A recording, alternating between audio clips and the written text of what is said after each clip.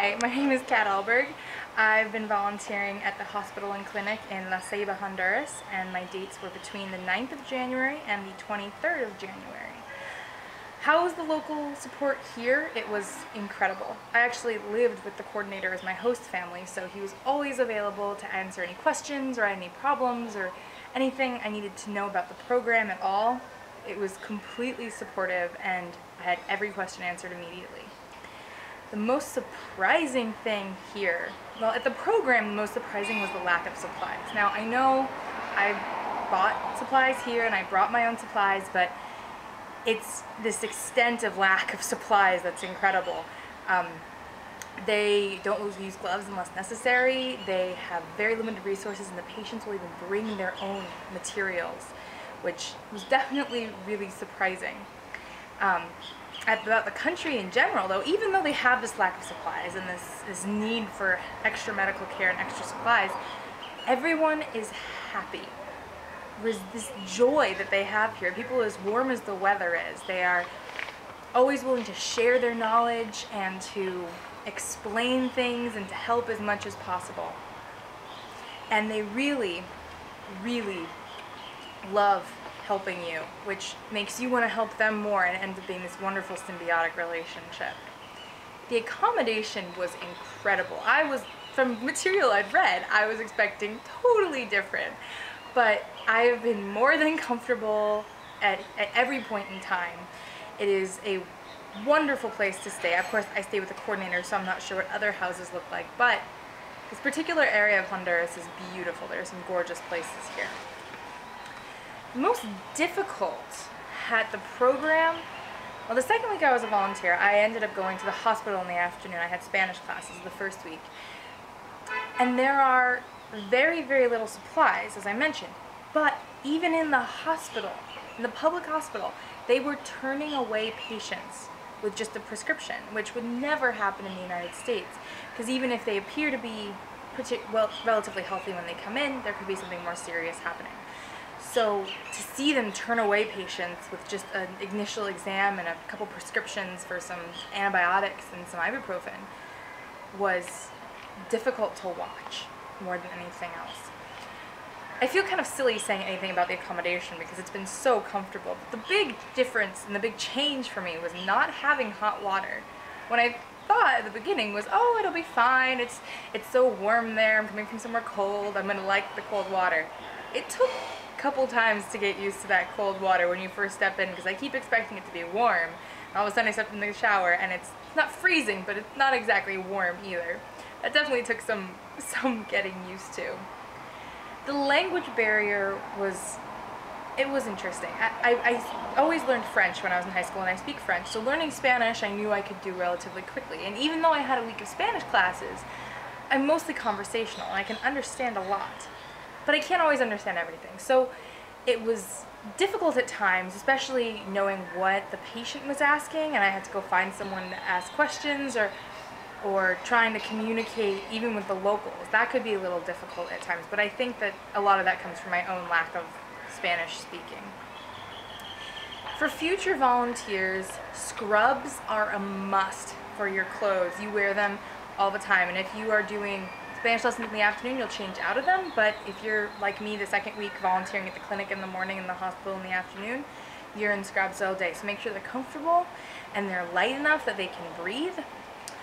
You don't really need a lab coat if you're wearing scrubs. I brought one and haven't used it at all, so save the room in your bag. Also make sure, though, as you mentioned, you change afterwards. Make sure to bring clothes that are lighter and more comfortable, that actually can breathe and can dry pretty quickly if you get them wet. For donations, as I mentioned, very little supplies here, but gloves are always needed. They cost about the same here as they do in the United States, though, so save them in your bag and buy them here. You'll also be able to give some money into the local economy, which is always a plus. The weather is warm and sunny almost all the time. The only real thing I didn't expect was rain, which apparently is weird for this time of year anyway. But it would rain mostly in the afternoon and at night, so having clothes that you don't mind getting wet and letting them dry again definitely will help. And I also recommend an extra towel, something that I did not remember to bring. Other things, bring more money than you think you need. From the volunteers I've talked to, they, as well as myself, I was wishing I had more cash on me. Some homes have the filtered water. Now, of course you can buy bottled water, but I was expecting all bottled water, so I didn't bring a refillable water bottle. But that's definitely something I would have enjoyed, given that this house in particular has filtered water, that I could have refilled it. Supermarkets will take a credit card, but make sure to have your ID. Also, if you're not sure how to do that, you can always ask the coordinator, Raphael. He's very helpful. The big one is do everything you can. If someone says, hey, do you want to go to the store? Yes, go to the store. If someone says, hey, let's go do this. Yes, go do that. People will appreciate the effort, and you'll end up having the most fun experiences on things that you never even thought you'd want to do. Now, for me, this trip was a lot of soul searching. Before coming, I graduated from college in May, and before coming, I knew I wanted to be a doctor, but was starting to question, do I really want to, during my gap year? And coming here has overly reaffirmed that. Seeing these people and how these doctors and these nurses, they aren't paid much, they're almost paid nothing, and they believe in what they're doing. They're there at 6 a.m. every single day during the week taking care of these patients, and they give so much of themselves to this clinic and to these people, and to see that firsthand and to be able to help them, even if it's just taking blood pressure over and over and over again. It's such a rewarding experience that if you're pre-medical and you feel compelled to give back, this is definitely the place to come. You will not have a better experience anywhere else. And I wasn't even going to come here originally. I was originally going to Nepal. So really, if you're going to consider this, Honduras is an excellent place to go for a medical trip like this. Again, my accommodation was wonderful. The food was incredible. If you like Mexican or any type of Latin food, or you like Caribbean food, it's amazing. But make sure you like beans, because they eat beans a lot. The security, yes, Honduras is a dangerous place. I'm sure your parents have looked at all the different things saying how dangerous it is, but I never felt like I was in an extraordinary amount of danger.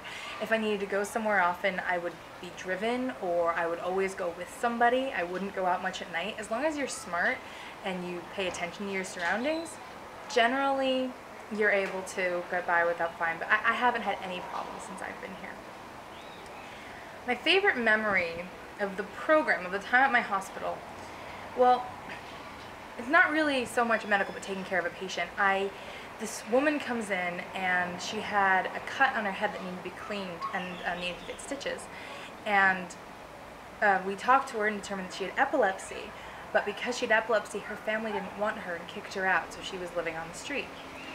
This homeless woman didn't have any medication, she didn't have any way to take care of herself. Everything she had in a backpack she was holding with her. And we were able to not only clean her wound, get her stitches, but also we were able to get her some clothes. We were able to get her medication for her epilepsy. And the next time we saw her for her to get her stitches out, she was cleaner, she was wearing this beautiful dress that was much, she looked like she felt better. And medicine is so much more than just the stitches. It's the whole person. And I think that might be my favorite memory of my entire time here.